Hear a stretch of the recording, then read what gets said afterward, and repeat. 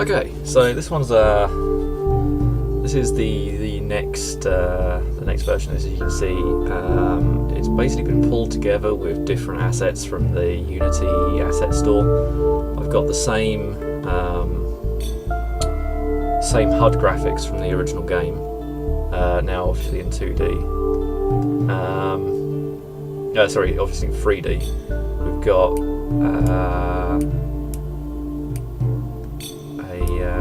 sort of a flat gun that seems to fire explosive shots. This was made about 2 years ago when I very first got into Unity, and it's nice. You can see obviously these ridiculously fastly orbiting planets. What's that all about? This was basically a lot of the prefabs for the planets and stuff were all just grabbed out of the original. I think it was the Deep Space Planets pack. The grid is, I don't know if I can get up high enough to be able to see the grid properly. The grid was actually, it's pretty dumb. It just draws a really massive grid, which is really resource intensive. As you can see, it kind of stretches off into the distance there. And it doesn't increase the grid as you go on. But it's kind of progress, and this was a little bit more towards what I wanted. This is really more of like a space fighter simulator, more so than like a space exploration game. But it's got some things that I'd like to bring into the game. It's also, I really like this, just the chilled out background music. I mean, it's really relaxing to just fly around in this little world and fire little pink love balls at asteroids. Yeah. Okay, so this is like, you know, maybe a little bit of progress. I'm not sure. It doesn't really have any gameplay other than you fly around. It's got a reasonably good sort of fighter controller for dogfighting. It doesn't have any. There's no acceleration. It's a real pain in the arse actually targeting things as well. And it's basically just been like script kiddied together from loads of different things that are available on the asset store, with a few extra graphics, and the grid and the fighter control I think was tweaked a little bit. But this was like a weekend project. I set it up. I realised that this is kind of roughly where I wanted to go with it, so we'll use bits of assets from this. But this is like the next step.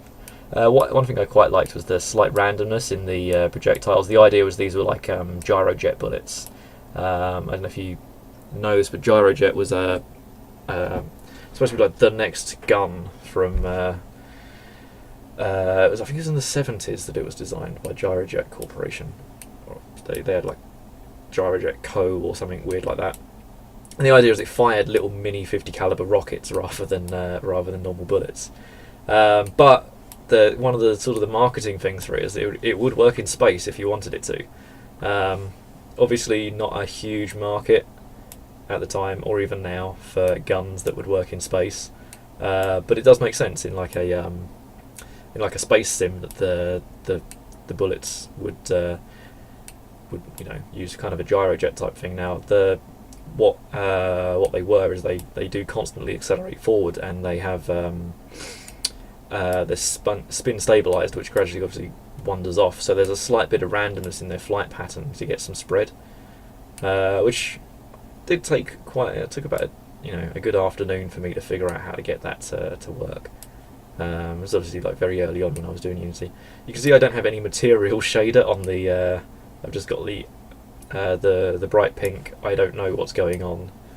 Material attached to the vapor trails on this, which looks a bit bad.